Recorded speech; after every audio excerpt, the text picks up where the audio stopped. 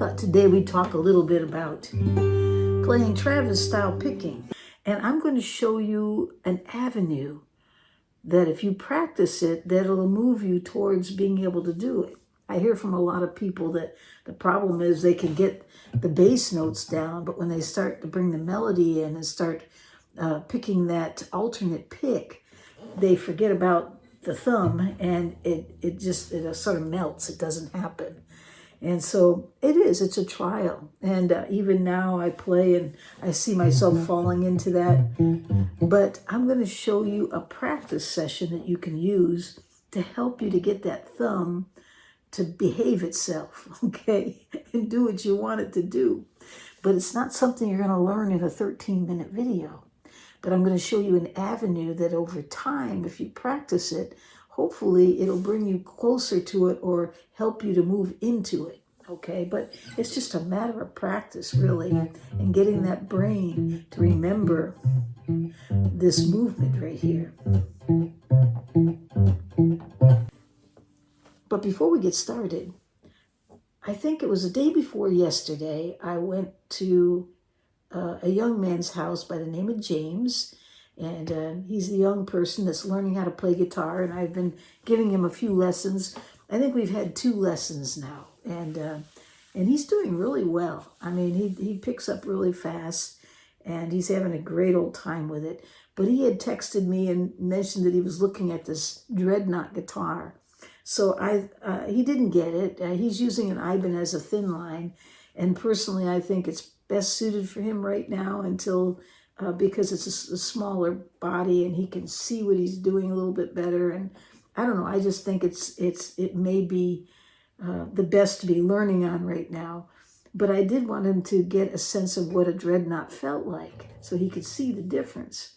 And I think once I showed this to him, or I brought a Dreadnought over to the lesson, once I showed it to him, I think he agreed it was easier to play on his Ibanez right now, but that in the future, being the fact that he's a real tall guy, he's going to love playing a Dreadnought, even possibly a jumbo-sized guitar.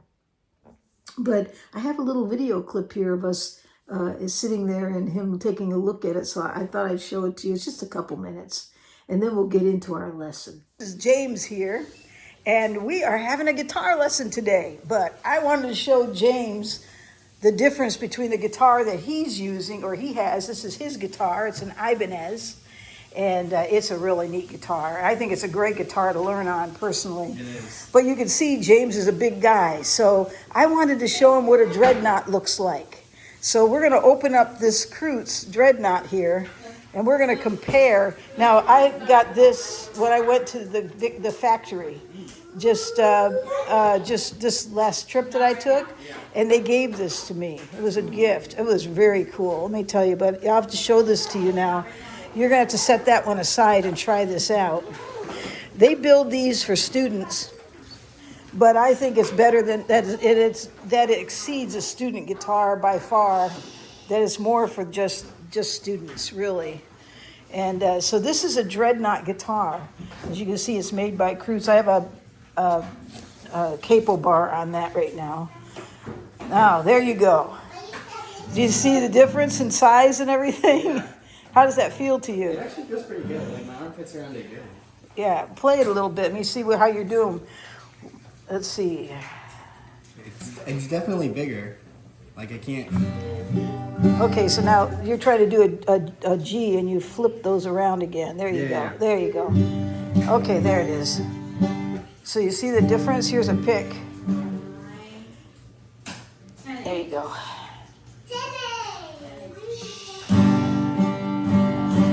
It sounds good.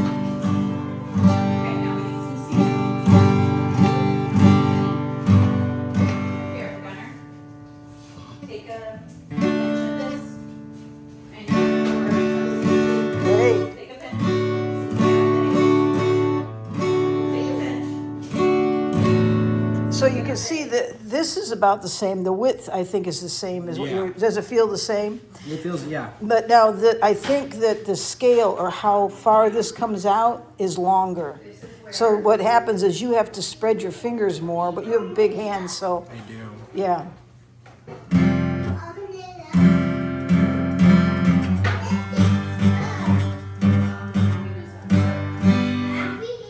So you hear the difference too on the guitar? It does sound different. Yeah. So anyways, I wanted to show that to you, James. So let's get started on our lesson. I'm going to turn this off right now. Okay, so we're back again. Now let's get started. And I'm just going to show you a way to start teaching your brain to finger pick Travis style, okay? Now Travis style simply means that you're picking bass notes, and in between those bass notes, you're picking a melody, really, or just you're alternating your fingers with your thumb, basically, is what's happening. Okay, so the challenge is, though, is because sometimes you can get your thumb to do what you want, but the minute you throw your fingers in, the thumb forgets what it's doing. That's really common, and it's really, really a challenge. So I'm going to show you what I do, and I'm still working at it myself, so I can't say I've completely arrived, but this is what helped me, and I'm hoping maybe it'll help you too, okay? So basically, let's just work with the C chord, okay? And but we're going to do this C chord a little bit differently. The reason why we're going to start with the C chord, well, let's just say this. What we're going to do, we're going to use the C chord, but we're going to use the root notes for the very first note that your thumb plays, okay? So you always start out on the root note. And it just so happens, I think the C works really well to practice this. So, but the thing is that you need this C chord to be played a little bit differently. This is where you usually play the C chord and you don't play your low E. Well, we need that low E. And so in order to pull it in, we're going to take the ring finger and move over to the 3rd fret with it. And then we're going to play that G note right there. And put your pinky finger down on where that finger was on the 5th string, 3rd fret. It makes a nice full sound. It's a beautiful way to play the C chord, I think. Okay, so we got that part. Now, the next thing is what we want to do is we want to dedicate our thumb to certain strings.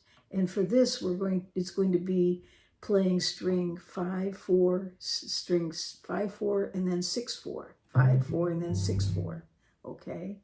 And so, that's going to be repeated over and over again, okay, until we can get the thumb used to doing that motion, all right? So it's like this. So you go down, it's kind of a downward motion here with the thumb on the kind of the side or the edge of it. You're not on your tip or anything.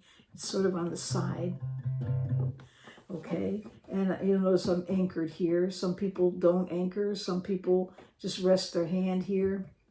And they're muting their strings by doing that, which is great. Some people just leave it up free. And everybody's got a style. So whatever works for you, but you might want to start out by just getting used to getting yourself stabilized in one place.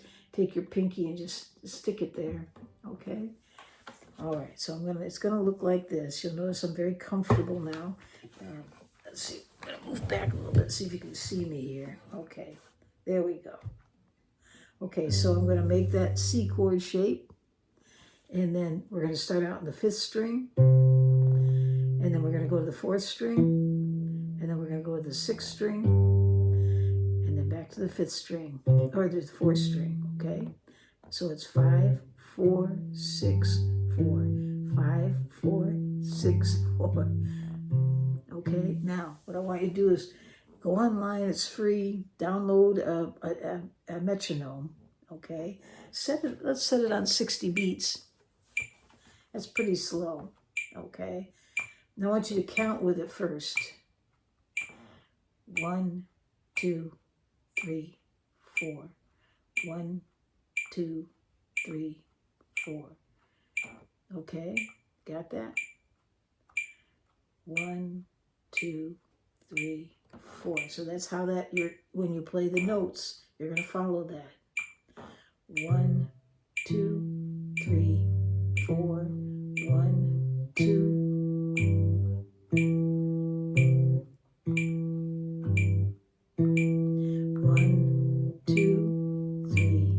4. It's so easy to get off if you don't have a metronome guiding you, keeping you there.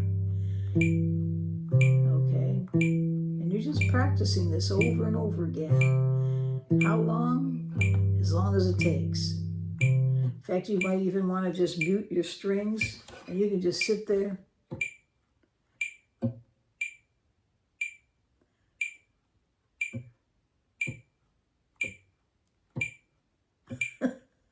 And just practice doing that.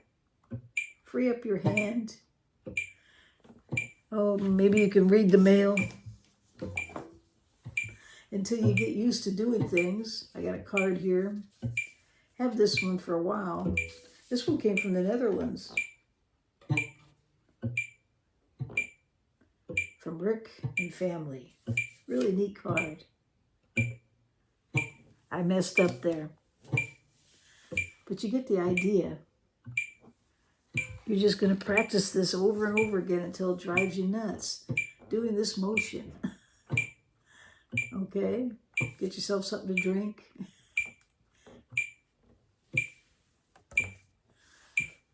All right. Answer your email. But get your thumb used to 5, 4, 6, 4. 5, 4, 6, 4.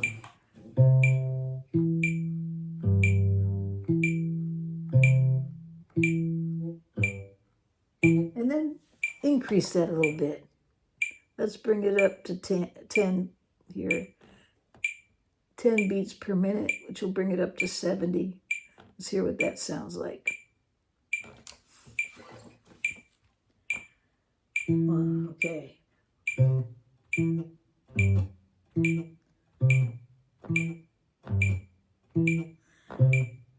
The reason why you're doing this is because you're trying to get your brain to connect. Okay? Get it to connect with those fingers, because once it gets it in its memory and it becomes a habit, it's a lot easier to play around that. Okay? 1, 2, 3, 4. 1, 2, 3, 4. Now, what I want to do, after we've practiced that for a few days, I'm serious, spend time with it every day. Get that motion down. It's not going to happen in 15 minutes, okay? Okay? You're just going to do it over and over again and get used to muting the strings with it. You might even want to put a pick on, thumb pick, and try doing it with that. But get used to 6, 5, 4, or 6, or 5. I can count, really. Get used to 5, 4, 6, 4. And try to line up with the beat. I got off there a little bit. Okay. 1, 2, 3, 4. Now, what I want you to do is I want you to count with that. And when you get to 2, before you get to 3, I want you to throw an and in there. Okay? So it'll sound like this. 1, 2, and 3, 4. 1, 2, and 3, 4. 1, 2, and 3, 4. 1, 2, and 3, 4. 1, 2, and 3, 4. Now what I did there is on the and, I took these 3 fingers and I played all 3 strings, okay, for my C chord. 1, 2, and 3, 4. 1, 2, and 3, 4. 1, 2, and 3, 4. 1, 2, and 3, 4.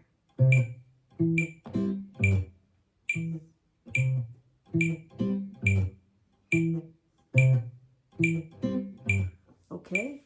And practice that for a while, okay? And then what I want you to do is one more exercise, is when you're counting 1, 2, and 3, 4. I want you to add an and to the 4. Okay, so it's going to be 1, 2, and 3, 4, and 1, 2, and 3, 4, and 1, 2, and 3, 4, and 2, and 3, 4, and 1, 2, and 3, 4, and 1, 2, and 3, 4, and got that? And so then you'll practice it that way, all right? So I think that's enough of an exercise that if you do that enough, eventually you'll find that it's comfortable.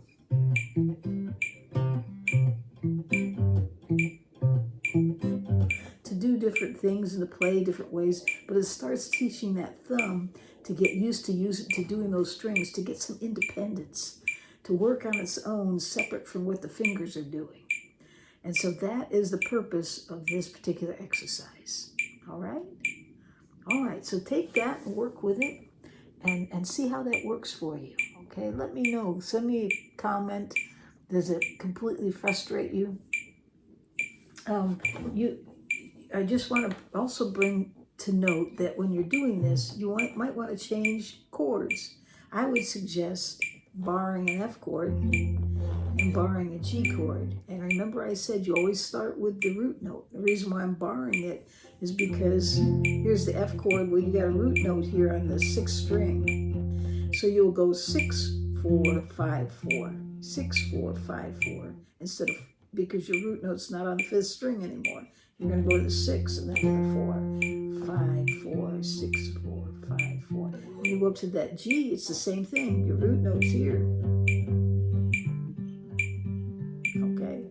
So you can also add those other chords, but when we're playing in C, I find that barring that works the best. I mean, another alternative is to make the F shape and grab it with your thumb.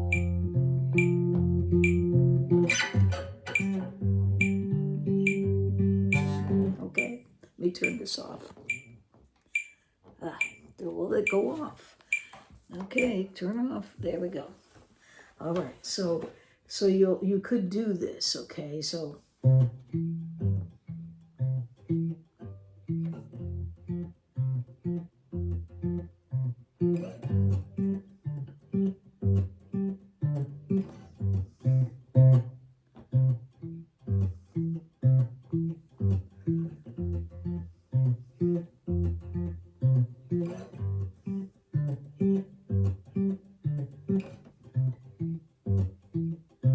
Okay, so that's something else you can add to that. But it's getting this thumb to do that motion and getting so used to it that you don't have to think about it. That's the challenge right there. And believe me, you're not the only one that gets frustrated with it. But repetition is your friend. And slow down. Start slow, okay? And then speed it up a little bit. Maybe even start in 5 beats per minute increments. And don't go to the 10. That may have been a little fast. But try to stay with it. It kind of hurts your brain a little bit because sometimes you want to move along a little faster than the metronome is actually, than the tempo that's set. So it's very common, all right? So give it a try. See how that works for you. Send me a note. Let me know what you think. And all right, I think we're going to leave it right there. And I hope you all have a great day or night wherever you are in this world.